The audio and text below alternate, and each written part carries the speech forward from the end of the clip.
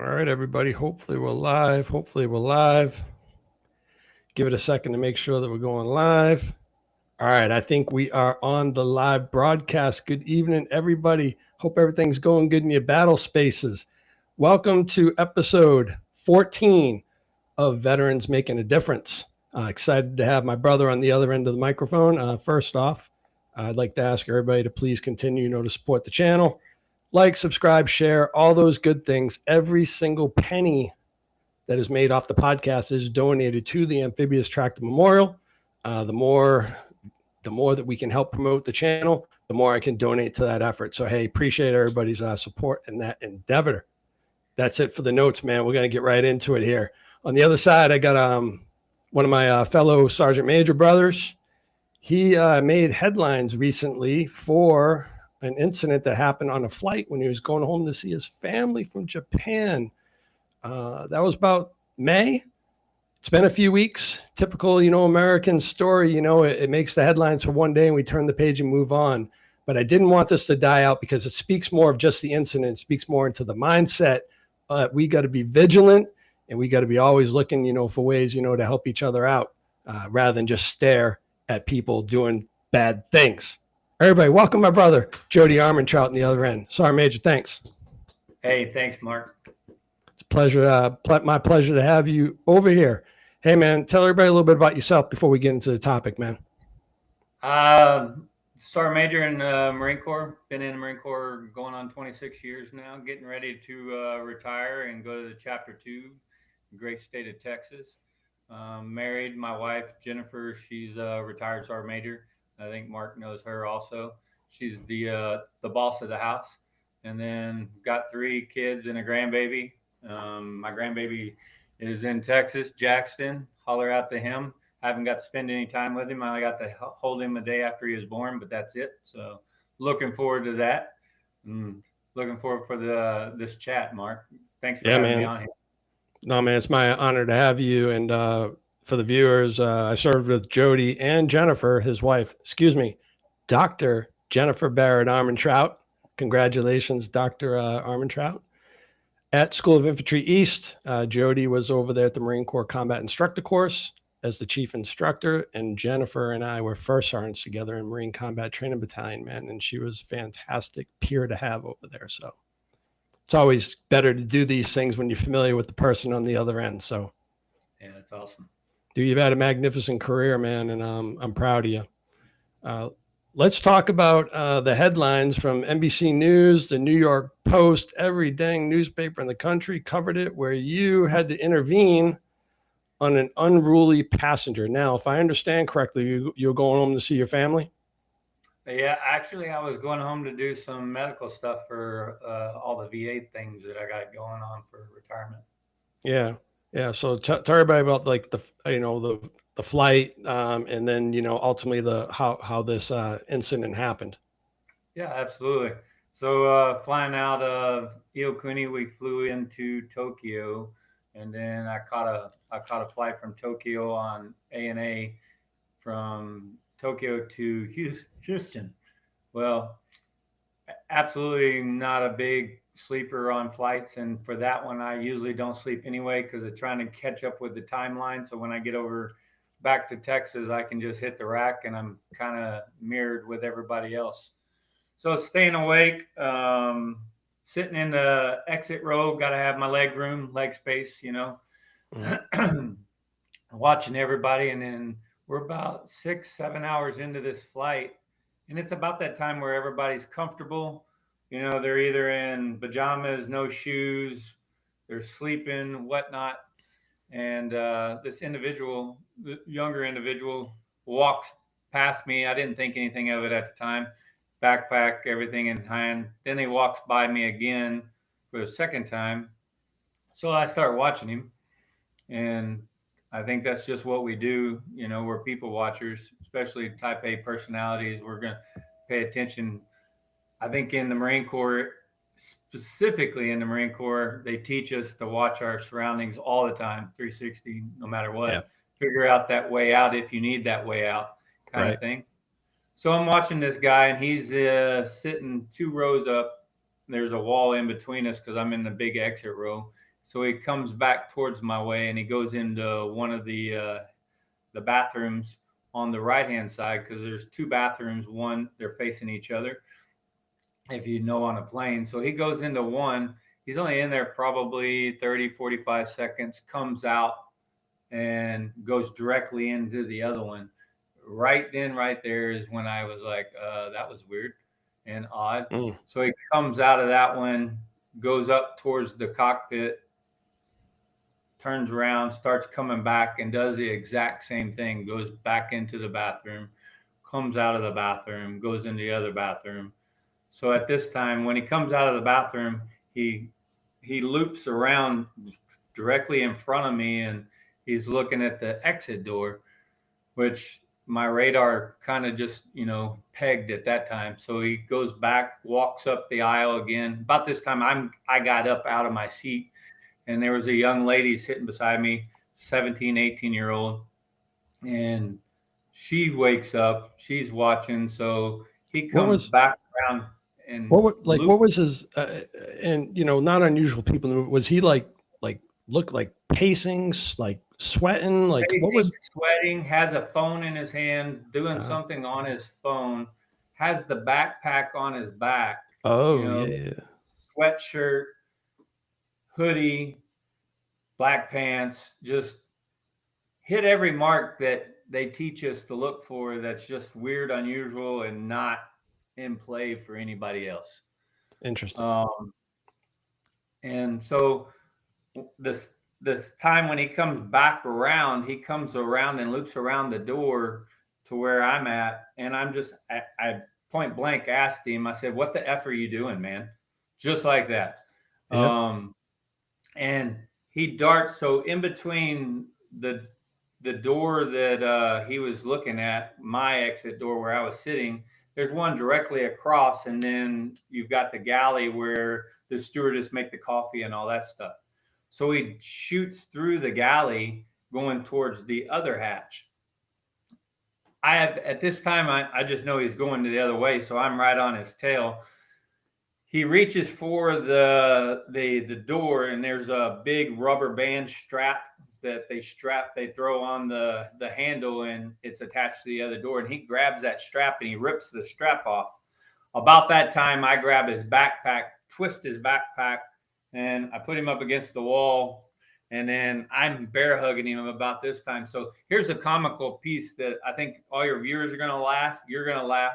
So about this time, I'm pulling him over to the hallway, and I holler in the Sergeant Major voice, "If there's a Marine on this airplane, get up here right now." And I just know if there's a Marine and they hear that voice, they're coming. Yeah. They're going to come running. Yeah. Right. So what were the flight attendants doing?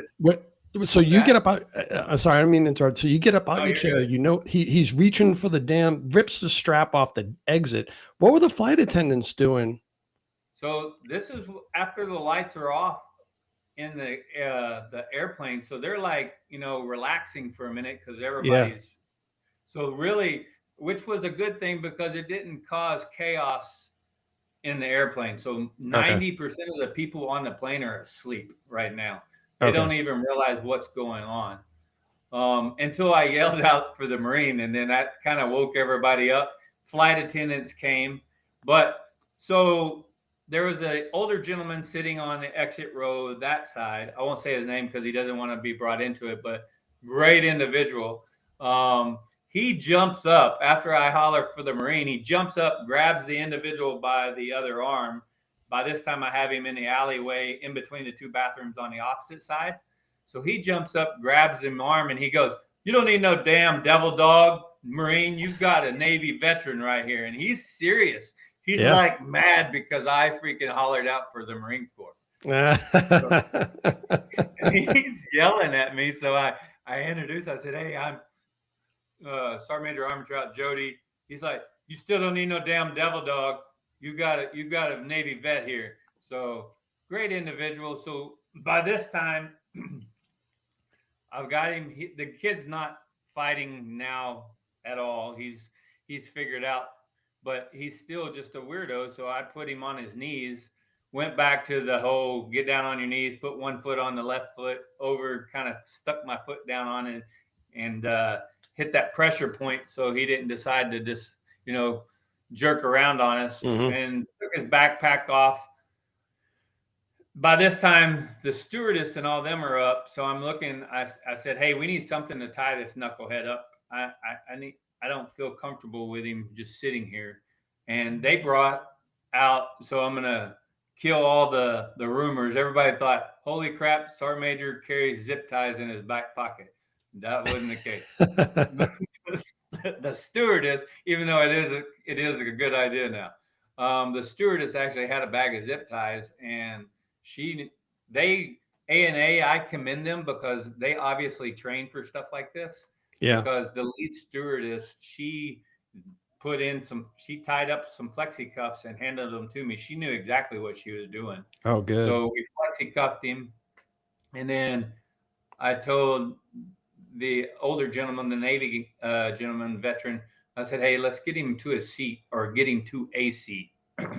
So the stewardess had cleared out the aisle where he was originally sitting, put those other individuals away, and then we set him down in the middle seat, and then they gave us a really big zip tie to zip tie him to the seat himself, so that way he wasn't messing around. And then he starts getting kind of antsy in the seat. And I pretty much told him, I was like, look, dude, I will zip tie your feet and everything else. You're not going anywhere, because he was trying to turn sideways and other. Yeah.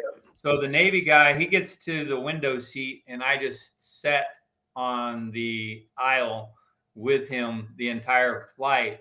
And then the stewardess they came back and they asked, hey, are you comfortable with us going on to Houston? And I'm like, I don't know who else is on this plane.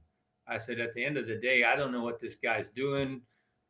And then I advised the stewardess, let's go through the bathrooms that he was going in and out of. Yeah. So we could look in there, look in the trash cans, see if he put anything in these places where he was being, because my head's going to, 100 miles an hour now. What is this dude doing? And then I start eyeballing everybody around. So back up just a little bit, the stewardess comes back, says they're going to divert to Seattle. It's going to be about an hour and a half before we can land, but they're going to turn around and go to Seattle. So I was happy with that versus 5 hours sitting with this guy. Sure. So we divert to Seattle, and as we're doing this, there's another Asian individual on the other side that's just acting absolutely crazy, like beating his laptop. He's shaking it up and down. He's looking at the seat. He's looking at his phone. I'm like, what? So I immediately look at the older gentleman, the Navy veteran, and he does the whole, two eyes and looks. And I'm like, you see that too? And he goes, yeah. So we're watching this guy now. So I immediately put two and two together. I was like, okay, these two knuckleheads are either together, just because my mind's going opposite of what it probably should. So we get landed at Seattle. This Homeland Security, FBI, and Seattle Police Department come on. Seattle Police Department's the one that came in and got the individual. They cut him, and then he didn't fight him. He just walks off. And then we went up, and I made a statement to Homeland Security and the FBI. And as I'm doing that, the other individual apparently got up out of the seat and hit the bathroom wall and was going absolutely crazy. So the Navy veteran came up to me, and I was like, hey, while we're here, go tell them so they can go grab this, go talk to him, at least figure out what it was. So FBI comes back on, walks down the aisle. I point at where he's at. They take him and deboard him off the airplane. And at this what an eventful flight. Jesus. Oh, what an event. Mark, the only thing I kept saying to myself was, I just want to go home and see my family. No doubt. Ain't like you wanted to. So he's over there ripping at the damn door, right? And you grab him. How hard did you slam this guy? Hard enough to got his attention. I put him up against the wall, but I also twisted his backpack. So he had a backpack on, and on the front of the backpack, he actually had the strap connected. So I immediately knew if once I twisted that backpack, it was going to freaking pinch his arms where he wasn't going to be able to freaking move them and stuff. And then I slapped him pretty good up against the wall. I didn't put him on the deck like a couple of individuals said. I slammed him down on the deck, and then I chased him through the aircraft. That wasn't the. Yeah, you got him good enough. So you grab him by slam him really good, get his attention, and then you know, you handle your business from there. You know, I think about this, Jody. I think about what if you were asleep, you know, and he was over there ripping at that handle, and I don't know the physics of aircraft and stuff, but I know that if you probably pull hard enough, you know, and you try hard enough, you may get that thing cracked, and if it gets cracked, it's a wrap. That thing's going friggin' outward. Yeah. And you're gonna have a. And I had a lot of people go, "Oh man, you know he couldn't open that door," but you know at the end of the day, here's my 2 cents, and I'm going to put my military binder and go back to SOI. Every round that we throw in the magazine, there's always one dud. Yep. I mean, you pull the trigger and nothing happens. So what happens if this door is a dud and he opens and he pulls the handle and it actually does open? That's right. And then here's the other case that I, you know, and I argued with a couple of people. I said, if this guy wants off this aircraft and he figures out he can't get off of it, what's he doing next?